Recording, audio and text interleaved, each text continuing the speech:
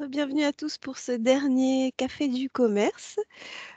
Aujourd'hui, nous allons parler d'outils numériques que l'on pourrait explorer en 2022 pour son commerce. Donc, bien sûr, on ne va pas pouvoir vous faire une présentation de tous les réseaux sociaux qui existent et de tout ce qui existe euh, et qui va se passer en 2022 parce que on n'est pas des... nous n'avons pas de boule de cristal. Mais on va vous proposer, je vais vous montrer le plan dans une seconde, on va vous proposer une approche de se poser la question de savoir est-ce que ce qu'on fait déjà est suffisant ou est-ce que ça vaudrait le coup pour son commerce d'aller voir ces autres plateformes dont on n'a pas encore parlé dans le café du commerce.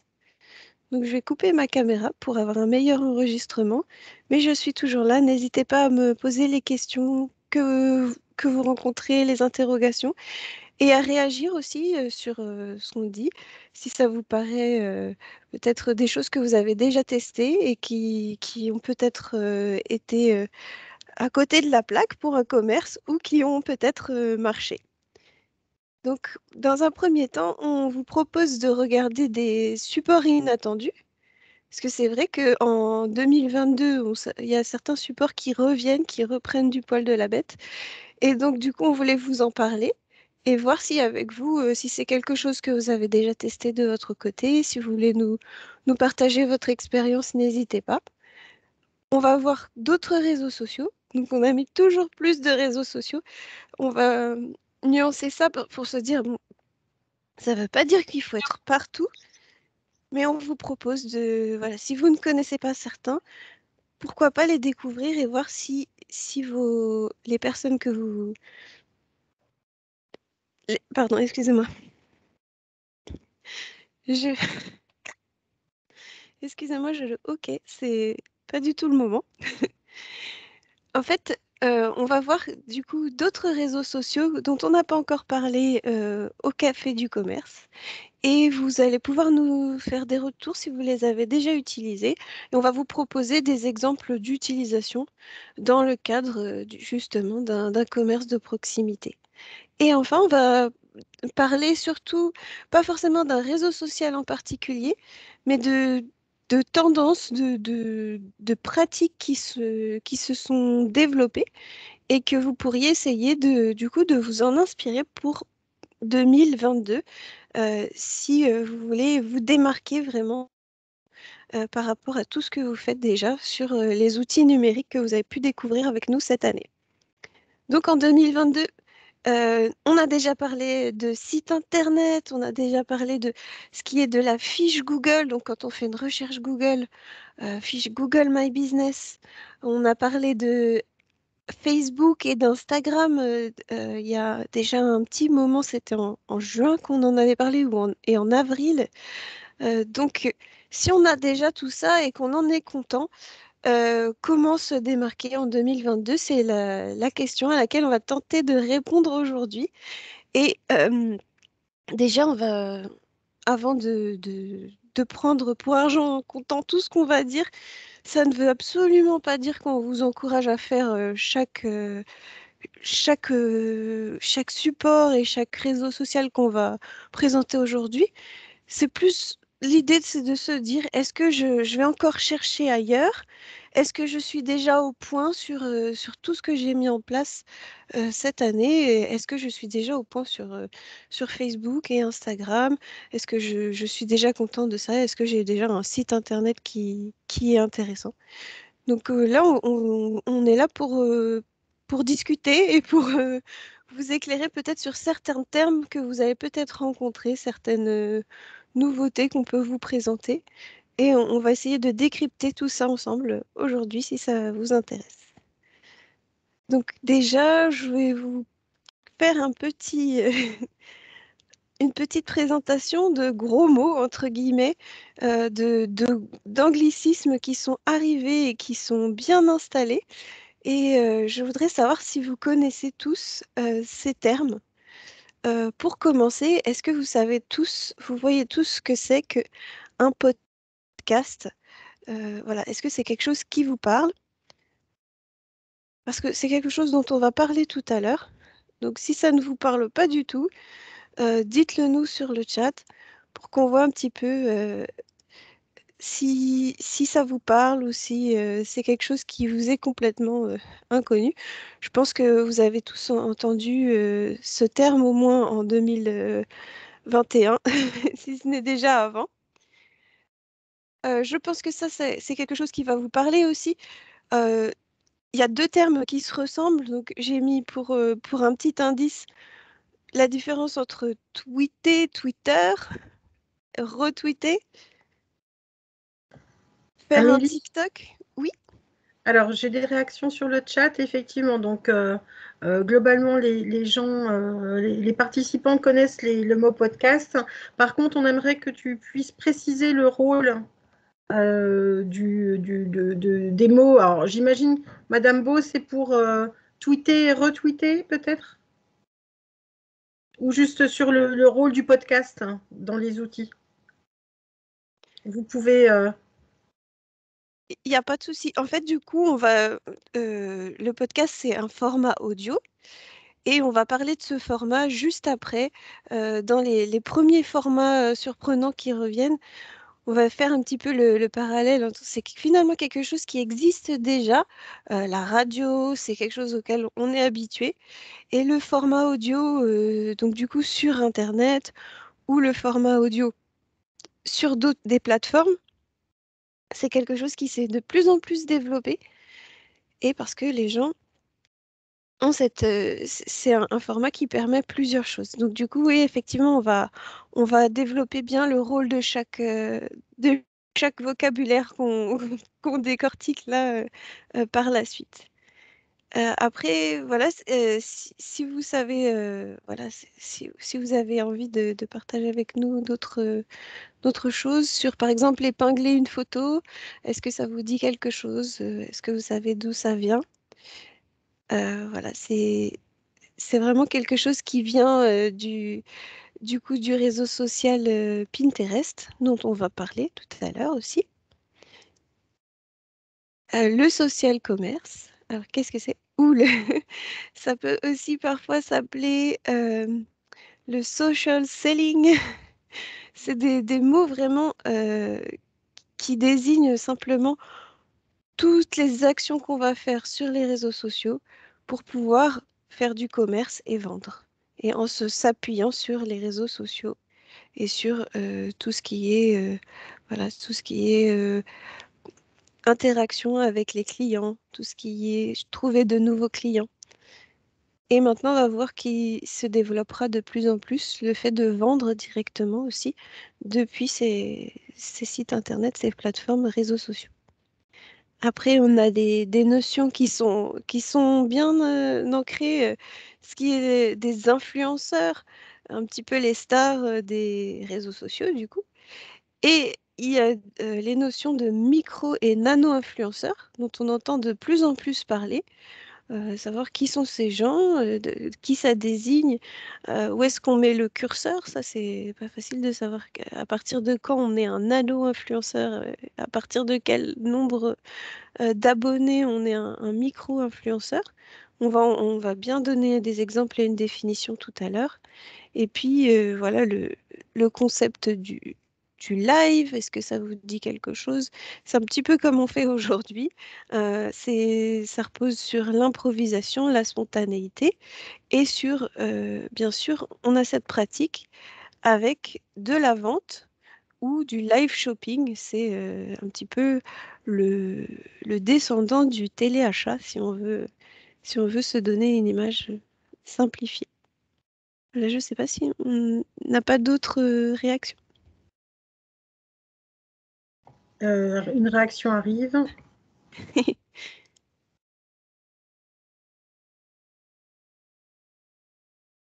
Pas de problème. Donc du coup, pour finir l'introduction, je vous ai mis cette petite image un petit peu cliché de se dire, est-ce qu'en 2022, mon commerce, faire du commerce, ça va être ça, finalement se résumer à avoir des grands hangars et faire plein d'actions sur les réseaux sociaux? Ben, bien sûr que non, hein, y a beaucoup de choses qui évoluent. C'est vrai que ça prend de plus en plus de place. Et c'est des choses qui se rajoutent en plus du commerce traditionnel. Mais il ne faut pas non plus négliger l'apparition de ces pratiques. Donc, par exemple, les magasins qui se développent de plus en plus avec toute la partie drive, click and collect, eh bien, on voit dans les statistiques que finalement, ça s'est quand même ajouté et ça n'a pas totalement remplacé les clients qui viennent se déplacer en magasin. Donc, ça implique bien sûr que toutes les grandes chaînes et les grandes marques vont développer des gestions de leur stock hyper compétitives. Donc, ça va être un enjeu quand même de s'équiper, d'avoir un bon logiciel de caisse qui puisse gérer aussi les stocks, avoir un fichier client qui vous appartient. C'est des notions qu'on a évoquées dans le webinaire d'octobre, c'est d'avoir le plus d'informations possible sur vos clients, qu'ils soient des clients qui viennent en magasin directement ou des clients qui viennent à la fois via les outils numériques et, euh, et à la fois en magasin physique. Donc, il y a aussi des enjeux de pénurie qui sont de plus en plus dus au contexte sanitaire. Et donc ça, malheureusement, on n'en est pas forcément sorti. Donc ça implique aussi de donner plus de visibilité à ses clients et d'avoir une bonne réactivité pour proposer des alternatives quand les contextes changent de façon aussi brusque. Donc c'est vrai qu'il y a une évolution aussi très rapide du paysage des réseaux sociaux. Il y a quelques mois, on ne s'imaginait pas qu'il puisse y avoir une panne sur Facebook ou sur une application comme Google. Et finalement, c'est des choses qui peuvent arriver. On se rend compte que et là est toute la valeur d'avoir son propre fichier client et ses propres données, c'est qu'on est beaucoup plus indépendant, même si ce sont des super outils pour compléter le commerce et compléter les liens qu'on peut avoir. Rien ne remplace aussi voilà,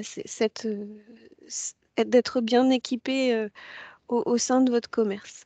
Donc il y a aussi d'autres choses qui montent, comme bien sûr les plateformes qu'on appelle les marketplaces.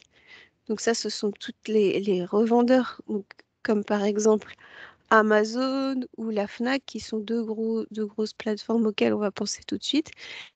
Et il se trouve que ces plateformes, elles se sont tellement diversifiées qu'elles deviennent aussi des moteurs de recherche. Donc les personnes vont utiliser ces plateformes pour rechercher un produit, même avant d'aller sur un moteur de recherche comme Google.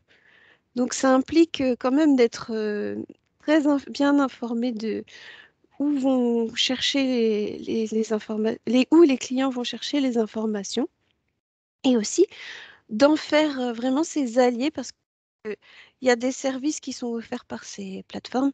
C'est dur de garder la tête froide parfois face à des géants et de garder une indépendance avec son propre site. Mais voilà, ça devient vraiment un gros enjeu, même en 2022, ça continuera à devenir un grand enjeu de faire face, entre guillemets. Soit on peut dire qu'on fait face, ou soit on peut dire qu'on joue avec le paysage, avec des géants qui prennent énormément de place.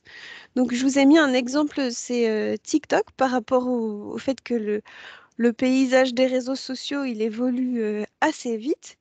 Et on voit que en quelques années, c'est une application qui a été énormément téléchargée et qui se démocratise, donc qui a commencé à développer de plus en plus de services pour les entreprises. Et c'est un endroit où la publicité est appréciée des personnes qui y sont, dès l'instant que c'est une publicité qui les divertit. Donc on est sur à peu près 1 milliard de visiteurs actifs en septembre de cette année, là, de 2021. Je ne sais pas si on a des réactions sur ça. J'espère, voilà. En tout cas, moi, c'était juste une petite introduction pour savoir ce qu'il fallait avoir en tête par rapport rapport à vos choix d'outils numériques. Aujourd'hui, on va parler surtout de réseaux sociaux et de différents formats. Donc là, c'est les trois formats, trois outils, des supports qui sont un petit peu inattendus par rapport à des outils numériques. Pourquoi inattendus? Parce que, par exemple, une marketplace comme Amazon, on va pas se dire que pour moi c'est un outil numérique. On va se dire, oh, bah, tiens, c'est un gros concurrent, je ne pourrais pas faire face, etc. Alors que ça peut être, si avec le développement de leurs services, c'est vrai il faut pouvoir être à la fois bien équipé de votre côté et avoir une relation plus développée, plus individuelle avec vos clients. Mais ça peut vous permettre sur certains produits ou certaines gammes dont vous voulez écouler les stocks, ça peut vous permettre de créer un premier lien avec un nouveau type de client qui passe par ces plateformes-là. Donc, par exemple, c'est le fait que vous puissiez... De plus en plus, les gens, ils utilisent les applications pour faire leurs courses. Donc, on a vu tout à l'heure ce que ça impliquait, le fait qu'il y ait des boutiques qui n'existent même plus, qui sont un peu des boutiques fantômes. Le dark store, ça s'appelle, ou le quick shopping. Donc, c'est-à-dire, les gens vont télécharger une application et ils ne se rendront même jamais dans le magasin pour acheter leur. C'est vraiment des purs e-commerce. Et ça, c'est des choses qui se développent de plus en plus dans la grande distribution. Donc, c'est des habitudes qui risquent de s'installer. Et à travers ça, une fois que même si vous passez par le fait de livrer un colis ou de passer par une plateforme pour toucher un nouveau client, rien ne vous empêche de l'inviter à passer directement par vous par la suite. Et ça, c'est quelque chose qui peut être un outil pour gagner de nouveaux clients. Amélie, Après, je oui, t'interromps parce que j'ai une réaction sur ce que tu disais sur la slide précédente, notamment sur TikTok où effectivement on nous indique que TikTok, ça paraît pas très sérieux pour un commerce. Qu'est-ce que tu en penses? oui, c'est vrai que ça paraît une plateforme totalement Frivole. orientée voilà, vers le divertissement et vers la frivolité. Et c'est comme un petit peu les débuts de Facebook. On ne s'imaginait pas que voilà, on allait se dire c'est indispensable d'avoir une page Facebook. Au début de Facebook, c'était la même chose, c'était bah voilà, c'est pour parler avec ses amis, raconter sa vie. Et du coup, oui, on va vous proposer de découvrir des formats. En fait, TikTok, c'est vrai que on vous demande pas de devenir un influenceur TikTok parce que c'est pas du tout l'idée, mais c'est une plateforme sur laquelle vous pouvez quand même faire votre promotion et apparaître, être présent comme une publicité. Donc c'est plus dans ce sens-là, dans le sens où c'est une visibilité. C'est sûr que si vous avez un commerce qui vend d'entreprise à entreprise, ce n'est pas forcément là que vous allez toucher, enfin, que vont être les personnes qui sont intéressées. Par contre, si vous vendez des équipements pour le public ou tout ce qui concerne le grand public, eh bien, vos clients seront peut-être en train de se divertir sur TikTok et le fait de voir votre commerce va leur faire penser à votre boutique et du coup, ce sera quand même une visibilité qui devient intéressante au vu de l'augmentation du nombre de personnes qui l'utilisent. C'est vrai qu'on a cette image de se dire que c'est pour les 10-14 ans pour l'instant. Et ben, au fur et à mesure qu'il y a un vieillissement sur les différents réseaux sociaux, il y a, au fur et à mesure qu'ils atteignent une maturité, ils atteignent aussi un public un petit peu plus large. Mais effectivement, voilà, j'ai également une réaction aussi sur le chat qui dit que voilà, tous les supports peuvent être bons et tout dépend de l'objectif et de la gamme de produits, du public Exact. cible visé, de la concurrence, des attentes et du parcours d'achat des clients. Ça, c'est sûr. très bien exprimé, en tout cas. Oui, une très bonne réaction. Merci. Mais c'est exact, c'est un petit peu la même chose que, voilà, pour ces trois formats dont je parle sur cette slide. Donc sur le slide précédent, je vous parlais un petit peu d'un cliché de ce qu'on peut s'imaginer qu'en 2022, voilà, le cliché ce serait que vous allez devenir des personnes qui font que parler sur les réseaux sociaux et aller sur TikTok et qui ont un hangar rempli, alors que pas du tout, hein. Bien sûr, ça c'est juste des outils en plus du commerce traditionnel tel que vous le connaissez. C'est pas du tout pour vous influencer à devenir, voilà, à aller sur TikTok uniquement. Et d'ailleurs, on va présenter 4 réseaux sociaux différents en plus de celui-ci. C'était vraiment parce que c'est un réseau qui est assez surprenant, qui paraît très frivole justement et qui, voilà, qui est intéressant de regarder. Pour préciser un petit peu en quoi ça rentre dans des outils numériques, des supports qu'on pourrait utiliser, eh bien, c'est parce qu'il y a vraiment un regain de popularité sur ce format auprès des Français. C'est un format qui est très apprécié parce qu'il permet du coup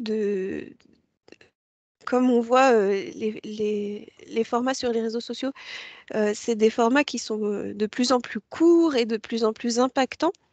Et là, par contre, sur le format audio, on est plus sur un format qui peut avoir une certaine longueur et sur lequel il peut y avoir des idées qui soient développées de façon un petit peu plus aboutie.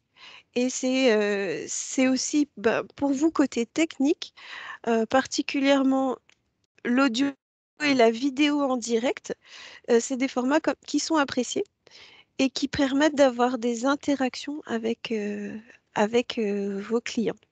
Donc c'est un petit peu moins intrusif que la vidéo pour ce qui est de l'audio.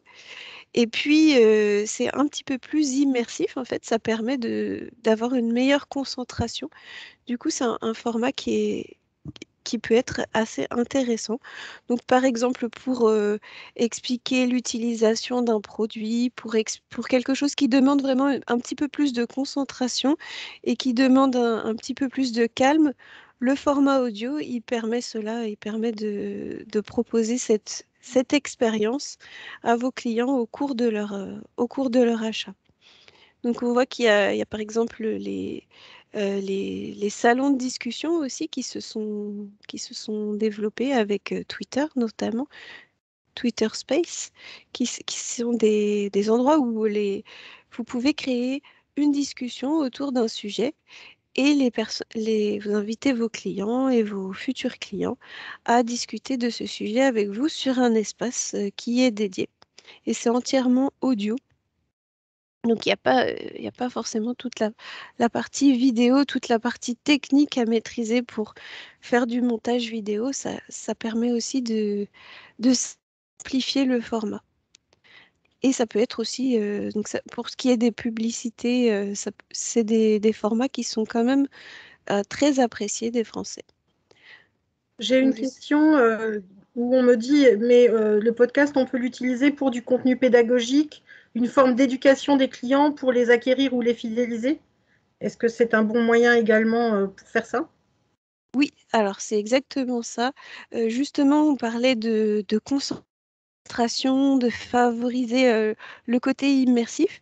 Et c'est typiquement voilà, une très bonne utilisation pour être plus dans une explication et dans quelque chose qui va être un peu plus développé qu'à un niveau superficiel où on va juste montrer le produit, une simple image. Donc ça peut être aussi, sous terme d'éducation, ça peut être des guides d'achat. Donc savoir ce- tel produit a tels avantages, tel autre produit a tel autre avantage. Aussi des guides d'entretien. euh, 5 choses à savoir pour faire durer votre produit un petit peu plus longtemps ou pour garder la- le bon fonctionnement de votre produit. Ça peut être vraiment tout ce type de format. Effectivement, le côté éducatif sera bien lié à ce format. Et le dernier format, peut-être qu'on s'y attend pas, mais si on regarde bien les supports préférés des Français au niveau de la publicité, ça reste les publicités dans les magazines et les points de vente. Donc quand on interroge les Français, ils disent que enfin, les publicités qui les dérangent le moins et qu'ils apprécient le plus, c'est au cinéma, des événements sponsorisés. Donc ça concerne un petit peu plus des choses qui ne sont pas forcément du domaine du numérique, hein. Et ensuite, les publicités dans les magazines et au sein des points de vente. Donc le papier, il garde quand même vraiment une importance à l'heure du numérique, mais c'est à certaines conditions. C'est-à-dire une affiche, un flyer, un dépliant, je pense que vous voyez tous de quoi je parle. Les catalogues produits, ils sont encore très appréciés, mais c'est à condition que ce soit quelque chose de moins quantitatif, voilà, de moins de sollicitations en quantité au niveau du papier, mais par contre proposer des supports de bonne qualité. Et ça, c'est vraiment quelque chose qui apparaît comme du domaine de une affection, un côté affectif qui est lié au papier. Donc, par exemple, si vous devez développer un catalogue produit pour l'année, rien ne sert de faire pour d'après les clients actuels. Ils préféreront avoir un beau support avec une forme d'originalité et qui soit personnalisé plutôt que de recevoir un flyer ou un tract de façon plus régulière. Donc c'est vrai que le format papier, même si aujourd'hui on parle des outils numériques, eh ben, il fait quand même partie de vos outils numériques.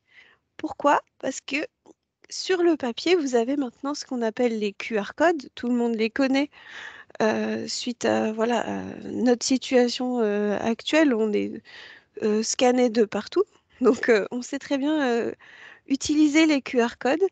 Et tout ce qui est code de réduction aussi, c'est quelque chose qui est très développé sur les réseaux sociaux. On va en parler tout à l'heure, notamment avec les influenceurs qui donnent un code spécifique avec leur nom pour avoir une réduction. Et bien ça, c'est des pratiques qui sont vraiment, qui se sont ancrées. Donc les e-catalogues, en fait, c'est considéré par les grandes marques comme un duo gagnant, puisque vous avez une partie physique, une partie affective où on apporte un support papier et qui renvoie vers le côté numérique où là, ils vont avoir d'autant plus d'informations ou un lien vers les réseaux sociaux pour pouvoir échanger. Donc, par exemple, 66% des Français trouvent que c'est un support quand même adapté pour découvrir de nouveaux produits à 72%, et puis pour préparer des achats en magasin à 67%. Donc en fait, le format euh, papier relié au numérique, c'est vraiment un format qui est un peu inattendu en 2022. On ne s'imagine pas que, voilà, qu'on va revenir à faire des tracts et à distribuer des publicités papier. Mais si, à condition que ce soit quelque chose de qualitatif, ça peut très bien être, comme je parlais tout à l'heure des plateformes de e-commerce. Eh bien, à chaque fois qu'on achète sur ce genre de plateforme, dans le colis, qu'on vend sur ce genre de plateforme, dans le colis, en glissant justement la carte de visite et un support assez qualitatif, c'est là qu'on va créer un lien affectif et c'est là qu'on va peut-être commencer à ce que ça fasse partie du parcours du client et qu'il prenne l'habitude de venir avec nous, soit d'appeler par téléphone, de contacter sur Facebook, sur Messenger, sur des réseaux sociaux que vous avez déjà mis en place, ou soit de venir, et bien sûr de venir en magasin par la suite pour favoriser voilà, ce nouveau style d'achat parce que l'un n'empêche pas l'autre. Voilà. Je ne sais pas si on a des réactions sur ce sujet. Et sinon, je vais passer maintenant à parler de ces fameux autres réseaux sociaux dont on parlait tout à l'heure, notamment de TikTok. Si ça vous va. Donc là, aujourd'hui, on a fait un focus, en fait, on a fait vraiment, c'est concentré sur 4 réseaux sociaux qui sont un petit peu moins importants en termes de volume et de nombre d'utilisateurs que Facebook et Instagram, parce que ça, on en a déjà parlé, on avait une vidéo entièrement dédiée à ces deux réseaux sociaux pour un commerce. Et sur ces 4 réseaux sociaux qui sont un petit peu moins importants en volume pour le moment, on a quand même du coup plus de précision. C'est comme si on était un petit peu plus dans vraiment à cibler vraiment des gens plus précisément. Donc les gros réseaux sociaux, ils sont utiles, hein, ça ne veut pas dire que ça remplace. Après, ça ne veut pas dire que selon le temps que vous avez y consacré, ça ne veut pas dire que vous devez être sur ces 4-là, en plus des autres gros réseaux sociaux dont on a déjà parlé. C'est plus de se dire, est-ce que je connais bien le profil type de mes clients? Et ça va me permettre de choisir vraiment un réseau en fonction des interactions qu'on a et en fonction de ses clients. Donc ça, si on se rend compte que finalement, on a très peu de clients qui utilisent Facebook, mais qui sont tous, pour le côté professionnel, on est pratiquement sûr qu'ils sont tous sur LinkedIn, eh bien là, on va pouvoir se concentrer en faisant un minimum de présence d'une part, et d'autre part, pour essayer d'avoir plus d'interactions là où sont nos clients. Du coup, je vous propose de découvrir une rapide présentation de ces 4 réseaux sociaux. Donc sur TikTok, on a de plus en plus d'utilisateurs. C'est un réseau social qui est très très jeune, mais on se rend compte que quand même la part... donc si on veut les classifier, là, ces 4 réseaux sociaux, ceux du haut, ils sont plus féminins, et ceux du bas, ils sont plus à majorité masculins. Mais après, ce sont des statistiques et c'est vraiment de l'ordre de 60-40 ou 54%. Voilà, c'est vraiment, il y a pratiquement on va dire une parité sur les réseaux. C'est vrai qu'il y a un nombre plus important d'hommes sur Twitter que de femmes et il y a un nombre plus important de femmes sur Pinterest que sur Twitter. Mais ça, ce sont des chiffres qui évoluent constamment. Donc, ça ne veut pas dire qu'il y a zéro homme sur TikTok et Pinterest. C'est vraiment juste des majorités.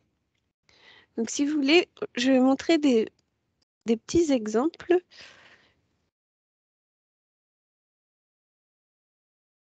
Ici, pour découvrir... Ah, on ne les voit pas encore, Amélie. Oui, excusez-moi. Alors là, c'était la réaction qu'on avait tout à l'heure hein, sur Twitter. Ça peut être perçu vraiment comme quelque chose d'assez léger, d'assez pas forcément très sérieux. Parce que c'est vrai que là, je pense que vous pouvez voir les différentes vidéos qui passent ici dans cette présentation. Ce sont vraiment des vidéos courtes et des vidéos très... voilà, c'est pas du tout quelque chose de... Au contraire du podcast, là, on n'est pas vraiment sur quelque chose d'approfondi. C'est plus quelque chose qui va accrocher l'œil et qui va donner envie de découvrir un nouveau produit. Donc là, je vous présente la plateforme TikTok pour les entreprises. Ou si vous voulez aller voir, vous avez plein d'explications et plein d'exemples sur comment fonctionne, comment on met en avant sa marque sur TikTok. Donc Est-ce là, que il y a tu une peux petite... mettre le lien du coup en chat? Oui, bien sûr. Hop. Pensez bien, parce que c'est en anglais sûrement que vous allez avoir la présentation. Donc pensez bien à mettre la traduction avec votre navigateur. pour pouvoir aller découvrir. Hop, il faut juste que je retourne dessus. Donc là, cette petite vidéo, elle vous montre que je pense que vous connaissez déjà les comptes Instagram pour entreprises, les comptes Facebook pour entreprises. Eh bien, ils ont développé ce volet un petit peu plus pour entreprises et sur TikTok.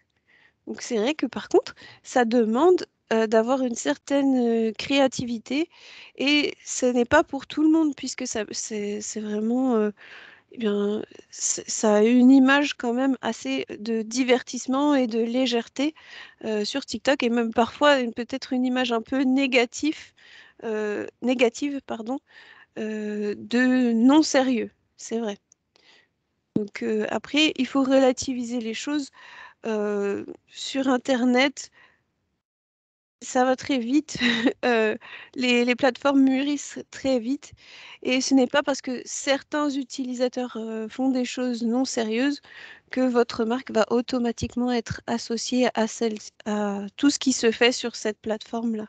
Sur Facebook aussi, il y a des groupes qui sont dédiés à des sujets beaucoup moins sérieux et d'autres groupes, des sujets plus approfondis sur des associations qui utilisent de plus en plus ce réseau. Donc il faut vraiment plus le voir comme un tunnel dans lequel on peut passer et une visibilité supplémentaire, notamment si on a un certain type de clients. Là, je vous présente Pinterest, ici. Donc ça, c'est plus pour partager des vidéos spontanées. Donc si vous détestez faire des vidéos et si vous n'êtes pas du tout à l'aise avec les vidéos, eh bien, peut-être essayer d'être accompagné pour... Oui, pour ce qui est... Oui, J'ai une question sur oui, TikTok, je pense que tu es en train de la lire. Pour la oui, des vues et de l'interaction, est-ce que nous devons créer un compte spécifique? oui, exactement. C'est comme sur... Voilà, c'est vrai que c'est donc, c'est comme sur votre compte Facebook, vous avez une partie où vous pouvez créer un compte personnel, voilà, pour votre usage personnel. Et là, vous n'aurez pas de statistiques ou de choses comme ça. Et dès lors que vous allez créer une page professionnelle, vous allez avoir accès à ces statistiques. Et là, c'est pareil, il faut que vous identifiez en tant qu'entreprise pour avoir accès à ce genre de statistiques un peu plus poussées et aussi pour pouvoir accéder à une régie publicitaire, pour pouvoir faire des publicités sponsorisées, etc. Et comme le disait Madame Moreau, effectivement, c'est des réseaux très spécifiques, ces quatre-là, et ça touche une petite part des commerces, donc une petite part des, euh, des clients de chaque commerce. Et ça repose vraiment sur plus vraiment bien connaître les habitudes de vos clients. Par exemple, Pinterest est un autre exemple qui... Il faut que je retrouve la page. Voilà. Qui ressemble, qui est très très proche des usages qu'on peut voir sur Instagram, mais qui est plus sur vraiment des savoir-faire et des choses inspirantes. Donc là, bon, je pense que vous avez un peu une vision. Ça repose sur le partage d'images, le partage voilà, d'inspiration, d'idées. Vraiment, c'est créer des idées. Donc d'après les statistiques, sur ce réseau, la plupart des gens qui s'y connectent, ils s'y connectent car ils ont un projet en tête. Donc ça peut très bien être des gens qui font tout ce qui est dans la décoration de maison, tout ce qui est dans la vie privée, dans le projet de vie privée. Ça va souvent démarrer par trouver l'inspiration sur Pinterest.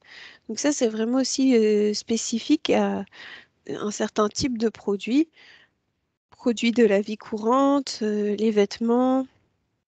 C'est plus spécifique à ce genre de commerce. Mais ça peut très bien être également pour trouver des idées de coiffure, des idées, voilà. Donc ça peut être aussi des services. C'est vraiment assez diversifié. Là, je vais juste faire un petit réglage de son.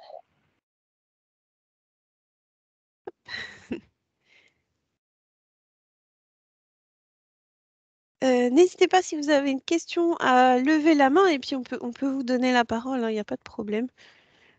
Sachant que nous enregistrons la réunion, il n'y a pas de souci pour vous donner la parole. Ou si vous voulez parler après aussi, prendre la parole en dehors de l'enregistrement, on aura un temps dédié à ça juste après.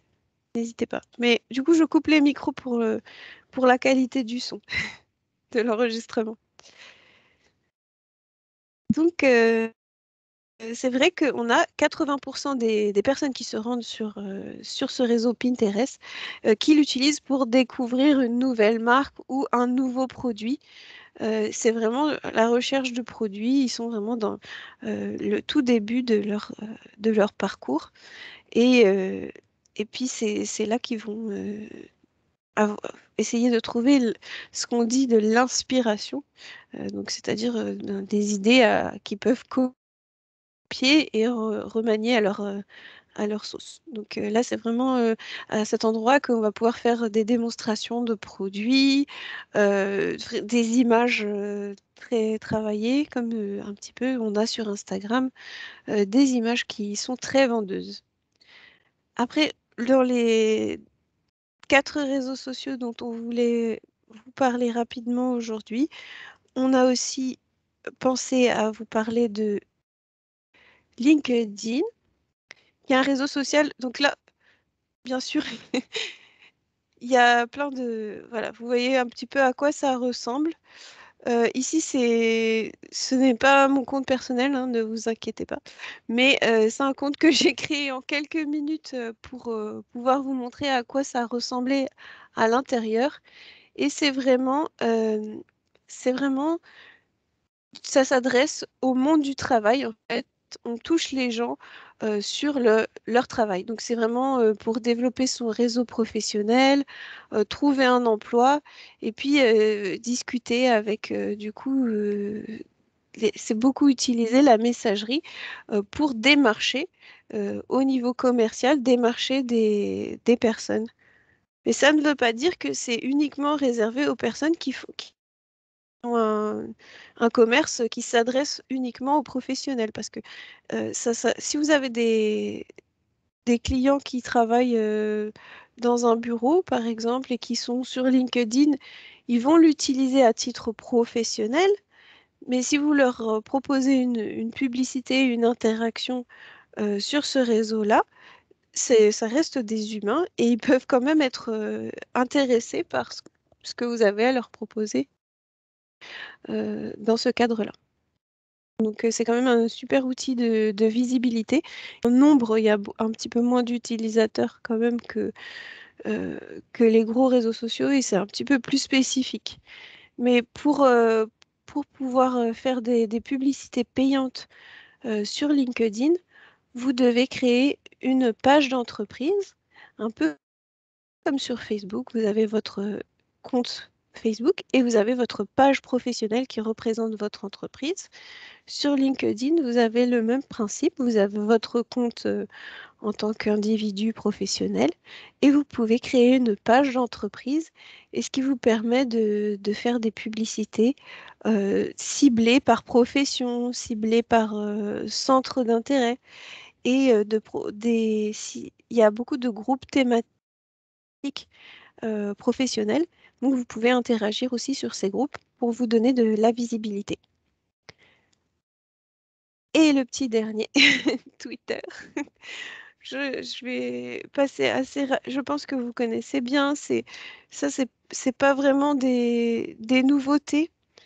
Voilà, typiquement sur LinkedIn, moi, si j'ai envie de vous donner un exemple, vous pouvez très bien être une boutique de vêtements qui adresse, voilà, ou qui propose des, je sais pas, des costumes ou des produits particuliers réservés, voilà, pour de la marque, etc. Rien ne vous empêche d'avoir votre page pro LinkedIn pour pouvoir toucher vos clients qui sont potentiellement des chefs d'entreprise ou des cadres CSP plus, on va dire. Donc, il faut savoir, enfin, je pense que chaque réseau social, comme l'avait dit Madame Moreau, effectivement, a son intérêt. Tout l'intérêt, justement, d'essayer de trouver celui qui correspond le mieux à votre clientèle. Et ben, la connaissance de la clientèle, ben, ça, vous l'avez évidemment. Hein. Vous l'avez par votre vécu journalier et par votre fichier client que vous avez mis en place et que vous suivez régulièrement. Donc, à vous de choisir l'outil qui sera le plus pertinent pour votre activité. Même si parfois on peut avoir l'impression que oui, ben, je vais me mettre sur LinkedIn, mais ça touche que 15 à 20% de ma clientèle. Oui, mais peut-être que ces 15 ou 20% de cette clientèle-là vont être touchés durablement par la publicité que vous avez faite sur LinkedIn. Donc ça se réfléchit, c'est des choses qui se réfléchissent. Le but, c'est pas de se dire ben, je vais tout révolutionner et demain je me mets à TikTok. Mais c'est de l'avoir en fond et en se disant ben, peut-être que effectivement, je vois que ma clientèle elle rajeunit ou j'ai de plus en plus de clients jeunes, ben, peut-être que effectivement je vais continuer sur Facebook, mais je vais peut-être investir un petit peu plus dans Instagram et pourquoi pas dans TikTok. Donc, c'est des choses qui se réfléchissent.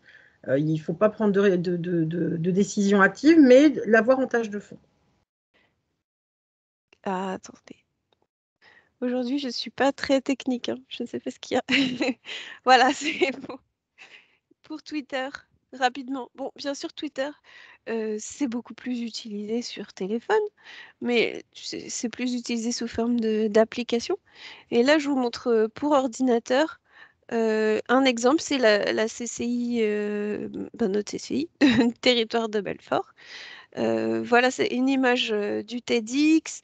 C'est vraiment des prises de parole et des textes courts sur lesquels qui permettent d'interagir, de réagir et d'informer les- son public, donc du coup vos clients. Oui, Est-ce que sur Twitter, on peut dire, tu me dis si je me trompe, hein, mais sur Twitter, je pense qu'on peut dire que c'est le chef d'entreprise qui parle, là où sur LinkedIn, ce serait l'entreprise qui parle, si on doit faire oui. un parallèle. Le Twitter, c'est plus donné à la parole du chef d'entreprise. En fait, c'est un petit peu le même principe que si on peut faire un lien, un parallèle entre ce que vous avez sur votre page Facebook et votre compte Instagram. Sur LinkedIn, vous avez la possibilité d'avoir une page, d'avoir un peu un lieu dédié à votre entreprise et d'autre part un compte professionnel où vous avez tout votre réseau professionnel. Et sur Twitter, c'est un compte qui vous permet d'exprimer des messages de façon rapide, de façon plus effectivement de façon plus interactive et de façon plus où il y a une prise de parole que sur LinkedIn. C'est vraiment en tant que chef d'entreprise, vous allez personnifier votre entreprise. Bien sûr, vous parlez toujours au nom de votre entreprise.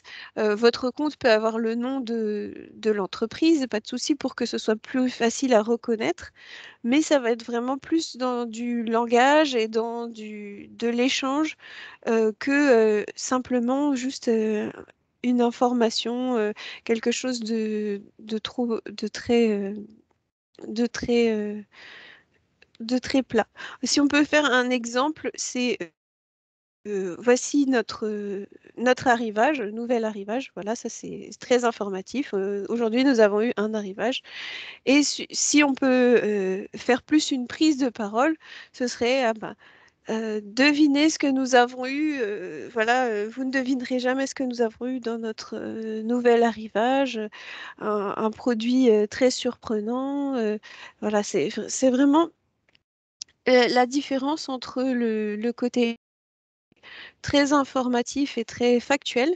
Et sur Twitter, on va plus être sur quelque chose qui vraiment invite à l'interaction. Donc parfois, ça peut être négatif, hein. Il y a beaucoup de choses sur Twitter qui se passent et qui sont très pour ou contre, qui sont très des sujets très qui divisent, voilà, et qui engagent les gens. Et que c'est le côté viral de Twitter qui fait que voilà, il y a des réactions qui parfois peuvent aller très très loin.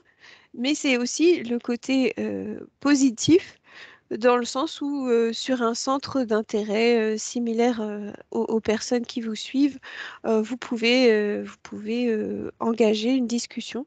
Et voilà, par exemple, une marque qui a réussi postait en moyenne 6 fois par jour pour avoir des chances de visibilité. Donc c'est vraiment quelque chose qui prend beaucoup de temps, Twitter. C'est une application qui demande à être réactif et très, très impliqué, très à l'aise sur cette application. Donc on a par exemple 140 millions de tweets par jour. Il y en a 20% qui sont liés à des produits et des marques. Donc c'est vraiment quelque chose pour les consommateurs où ils vont aller dire, ah bah tiens, j'ai acheté ce produit, je recommande. Voilà, c'est vraiment euh, de l'interactivité et de la prise de parole, comme tu disais, Carole. C'est vraiment de la discussion. D'accord. Et bah, d'ailleurs, Twitter, c'est un réseau sur lequel euh, il n'y a pas vraiment une page, du coup, c'est un compte où il y a des gens qui suivent ce compte. Donc ça, c'est quelque chose qui est un petit peu en transition, pour faire la transition avec le prochain volet qu'on va vous présenter, c'est des stratégies que les grandes marques appliquent et dont vous pouvez vous inspirer pour votre commerce. Et du coup, ces 3 stratégies, j'en ai un petit peu parlé rapidement dans l'introduction, des influenceurs, du live shopping, et ça, je n'en ai pas encore parlé, mais de ce qui est des choses qui sont créées, pas seulement par vous, mais qui sont créées ensemble avec les clients. Donc là, ça peut paraître un peu surprenant. Comment on va appliquer ça? Parce que c'est des choses qui semblent vraiment réservées aux entreprises qui ont un certain budget et qui ont vraiment beaucoup de moyens. Donc, comment est-ce qu'on peut s'en inspirer pour notre commerce en 2022? Donc, tout ça, c'est le principe qu'on a vu au début en introduction, où on va de plus en plus entendre parler de commerce social ou social selling, social commerce, qui est à l'origine vendre avec les réseaux sociaux au sens large. Et de plus en plus sur ces réseaux sociaux, notamment sur Instagram, sur TikTok, sur Pinterest, sur ces réseaux sociaux très spécifiques, très basés sur l'image, on a de plus en plus la possibilité de vendre directement les produits. Donc, c'est-à-dire que ces applications, elles vont faire en sorte qu'on ne quitte pas l'application et qu'on aille jusqu'à l'achat sans sortir du- sans que vos clients et qu'ils soient toujours connectés, qu'ils soient toujours en train de parler, machin, et qu'ils puissent faire leur achat sans sortir même de la plateforme. Donc, c'est des choses qu'on va voir de plus en plus. Donc, c'est vrai qu'avoir un compte business va devenir indispensable pour pouvoir vendre de cette manière. Et bien connaître ces plateformes, ça peut être un avantage si de plus en plus vos clients font leurs achats directement sans quitter les applications. Donc là, je vous ai mis plutôt 3 formats. C'est pas du tout des formats en fait, 3 notions qu'il faut connaître quand on utilise justement les réseaux sociaux pour vendre.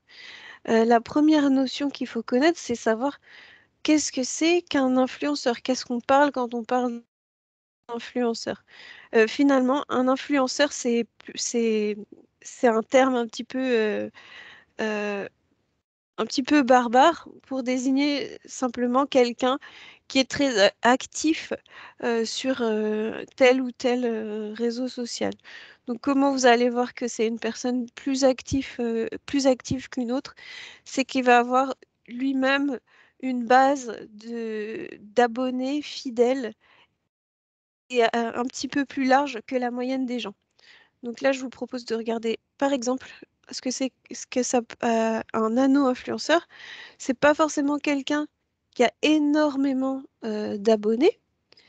Par exemple, là, 4700. Mais ça reste quand même un nombre d'abonnés un petit peu plus important que la moyenne. Et en général, ça va être vraiment des gens proches avec qui la personne discute.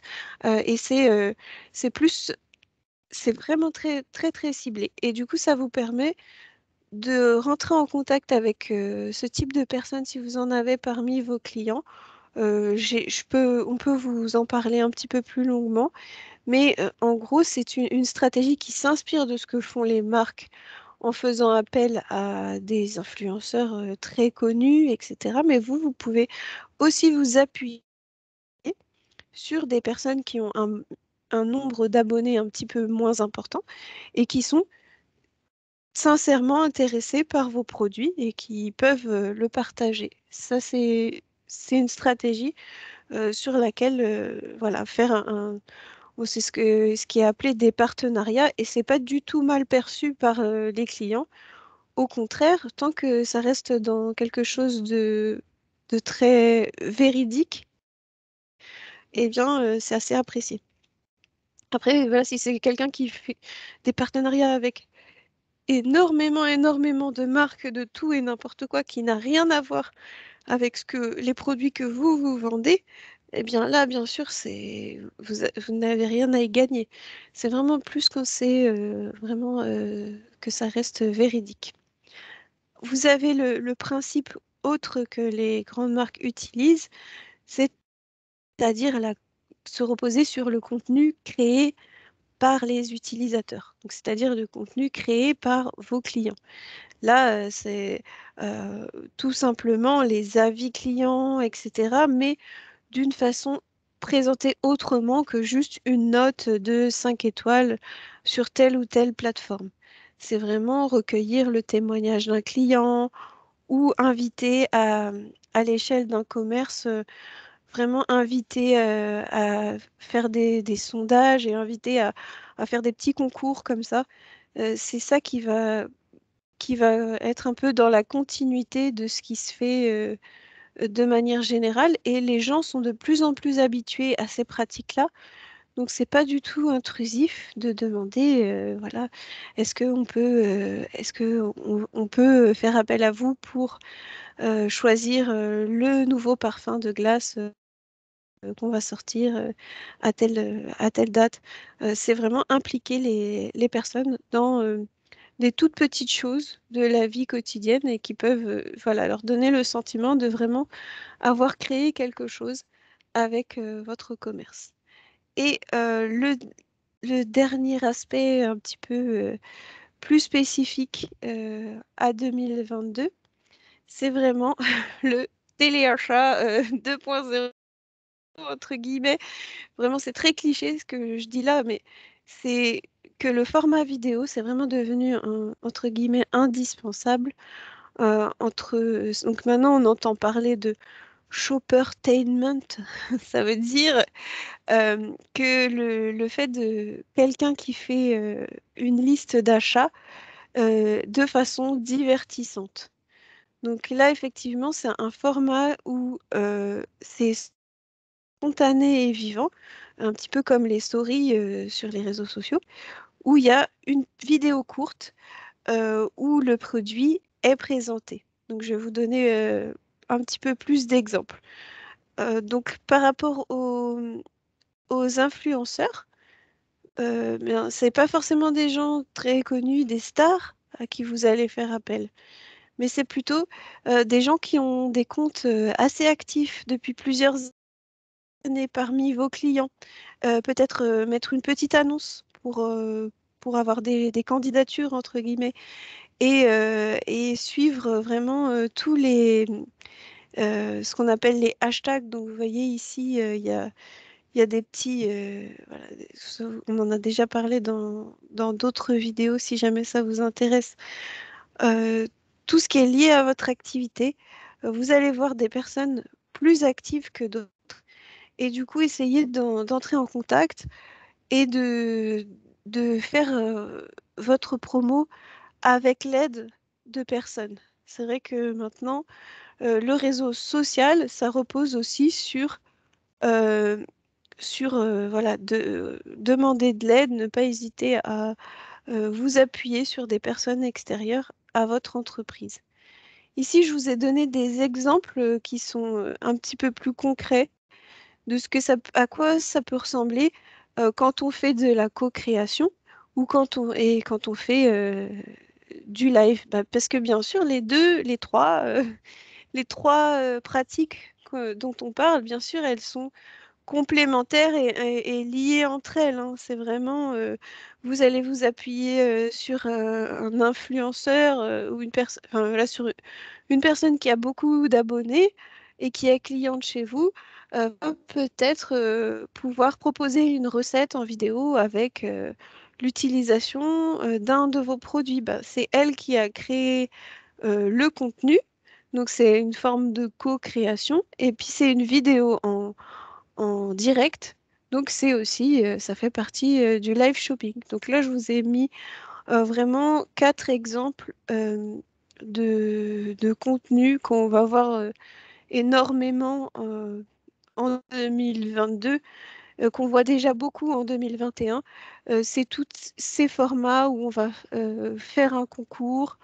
On invite les gens à poster le meilleur dessin pour tel ou tel produit, telle ou telle chose. Donc ça peut être quelque chose de très familial, quelque chose de très travaillé ou quelque chose de très artisanal, selon votre type de commerce et votre type de clientèle. De même, vous avez tous les défis vidéo. Là, ça fait surtout référence à TikTok. Vous en avez aussi sur d'autres réseaux. Vous allez lancer des défis à vos clients. Voilà, poster votre produit enfin, dans son contexte. Voilà.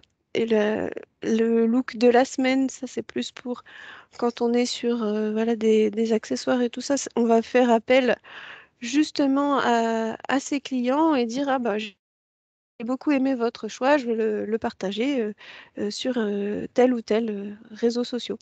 Et donc du coup, ces quatre exemples, ils s'appliquent aussi. Donc, et c'est du coup, ces trois façons de faire, elles s'appliquent également aux autres réseaux sociaux que vous pouvez déjà avoir pour approfondir un petit peu plus votre présence et aller plus loin.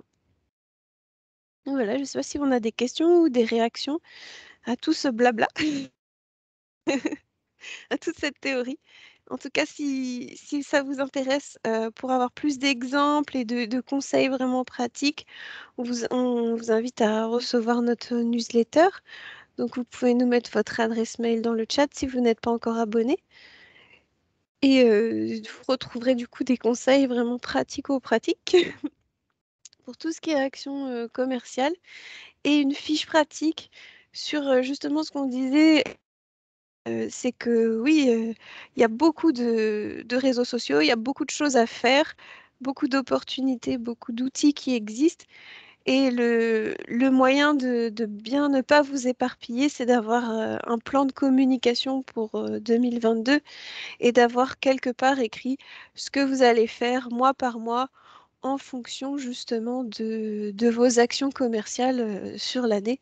Parce que ça, les actions commerciales, vous savez déjà les périodes de solde, vous savez déjà les périodes où vous allez avoir plus de disponibilité et vous allez pouvoir programmer tout ça. Donc, on vous a mis une fiche pratique pour vous aider à vous lancer dessus. Et puis, on a un petit zoom sur avec des statistiques sur à quoi les clients apportent de l'importance aujourd'hui en matière de communication. Donc voilà. Je ne sais pas si on a des questions. Alors non, mais des réactions de Madame Moreau, notamment, qui nous dit toutes des pistes intéressantes, mais à bien gérer dans une réflexion globale. Je suis tout à fait d'accord avec ça. Effectivement, toute la communication que vous souhaitez mettre en place pour vos commerces, de toute façon, effectivement, se réfléchit. Ce ne sont jamais des décisions qu'on prend un jour en se levant en disant ah tiens, ici je me mettais sur TikTok, ou ah tiens, ici si je faisais une page Facebook. Évidemment, ça se réfléchit. Et c'est là toute l'importance d'un plan de communication et d'une réflexion sur sa communication de manière globale.